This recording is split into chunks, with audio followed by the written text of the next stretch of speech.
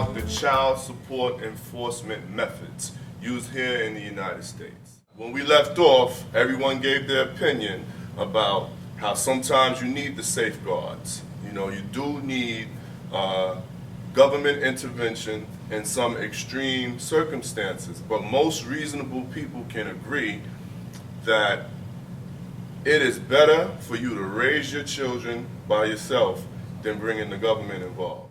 I've heard one brother say to me, the best thing you can do for your child is have them with the right woman. So I think that goes both ways with the women when it comes to choosing your mate. Choosing your mate and self-responsibility is a huge part of this. If you could take care of that on the front end, now people do change, but if you could take care of that on the front end, it might prevent some issues on the back end. Now before we get our panelists involved, I promised that we were going to go to our caller who's on the line on hold. All right, caller, are you there? I'm here. All right, very good. You're on the round table with Mike, Randy, and Miss Meka. Could you tell us your name and where you're calling from? Miss Nicki, the one and only Nicki Dandridge. I'm glad that I get a chance to speak with you all tonight about the child support enforcement program here in the United States. It is an epic fail. It failed me, and it failed my children. We have children younger in our life. I'm 40. So when I was quote-unquote choosing mates, I was in my early 20s.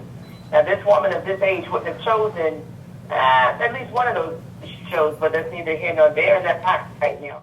But you need to realize when you walk away, you still are responsible for those children. If the relationship between you and your baby mama, your ex-wife didn't work out, you still have those children that you're responsible for. Child support program, they have the same sentiments to me. Again, as a woman, in my opinion, who the program failed me, they have the same sentiment. The children are not the priority to them any more than they are to the non-custodial fathers that don't take care of their children. And I'm going to share with you all, and I'm sharing it with the world now, what I did on yesterday, on the 10th of November. My children's father owed me $107,000 in back child support. Our daughter is now 18. Our son is now 16. And I closed his case. Because, again, I have less than 2 years until my final child, my last son, is 18. And for the years that they wanted to play soccer and football and ballerina and go to cooking classes, when I needed that money, it wasn't there. And I kept getting letters in the mail. So, you know, every mother can't do that. And that's how I handled my case. But there needs to be an overhaul of this program. And fathers need to realize that these are your children, too. You consciously made the effort to deal with that woman, be it for one night or 2 years or 5 years. You made that conscious effort. Those are your kids. Be there for your children. So, Miss Nicki, did you have an opinion on the child support card and the article that Delaware is proposing, where the mothers will only be allowed to purchase certain items off of that card? Did you get a chance to read that? I did not. As I was telling you earlier, I've got 2 children who had oral surgery in the past couple of days. I do apologize, but I can still chime in. I have a vehicle, and if I were to live in Delaware and take that card to pay my car note, my children need to ride vehicles to school, to church, to practice, to the doctor, to the dentist.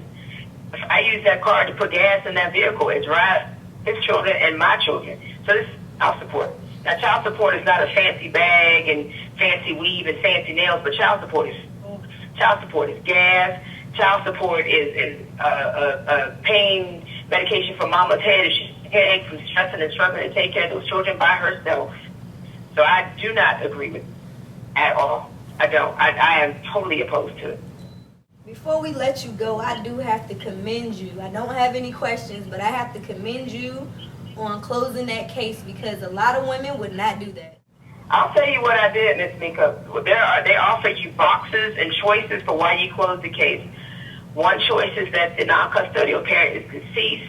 One choice is that you and the non-custodial parent reconcile. Well, then they offer you the other box. And let me tell you what Miss Dandridge put in the other box. When they offered me the reason, I said forgiveness.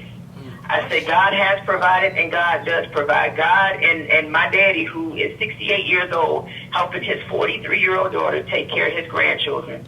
And the father, ironically, he has a brand new child born on our son's birthday. So now he needs, his clock has been reset. I'm a full-time student, and as I shared, before with those that know me, I blog, I've written a book, I'm working on the second book, I paint. God has provided for us, and I'm a believer. I mean, I can't speak for no one else. And there were some lean years when I cried, and I've lost a lot.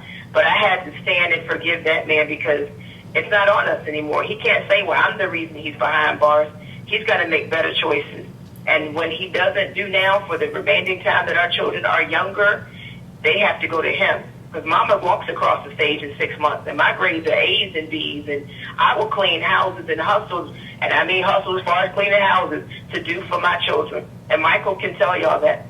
So, I take my hat off to those mothers that don't think that there's light at the end of the tunnel. And I sit here and tell you that my journey started at 25 years old with that gentleman, and it ended at 43, and I'm at peace. Every mother can't close their case, but I implore to these fathers and those mothers, do for your babies. They did not ask to come here because I'm sure 99% of us, 99% of them wouldn't have chosen us as parents, and that's food for thought right there. Wow. Come on now. Wow. Go ahead. Come on, Miss Nicki. Yes. Go ahead. Look, I want to commend you as well. Just from a father to a mother. You sound like you've done an awesome job with your kids, and God will bless. He will continue to bless. This topic, when Michael reached out to me, is so right on time because at 4 o'clock yesterday, I was at the child support office filling out their form, forgiving. But every mother cannot forgive. They got babies that still want to play football and t-ball and might want to go to a dance somewhere, So do for your babies, mothers. Do for your babies, fathers. They didn't ask to come here. And this child support program, I don't know what we do. We need to march or something because I'm ready to march. I'll get in there. We got to do something different. It is an epic fail of these children, of our next generation. Very much so. All right. Well put, Nicki. We'll leave it at that. I can speak on behalf of the entire audience here who is just staring and listening to you. We applaud you. We love you. Thanks for sharing your voice. And we'll catch up with you next time. Bye-bye. All right. Thanks, Nicki. We'll be right back.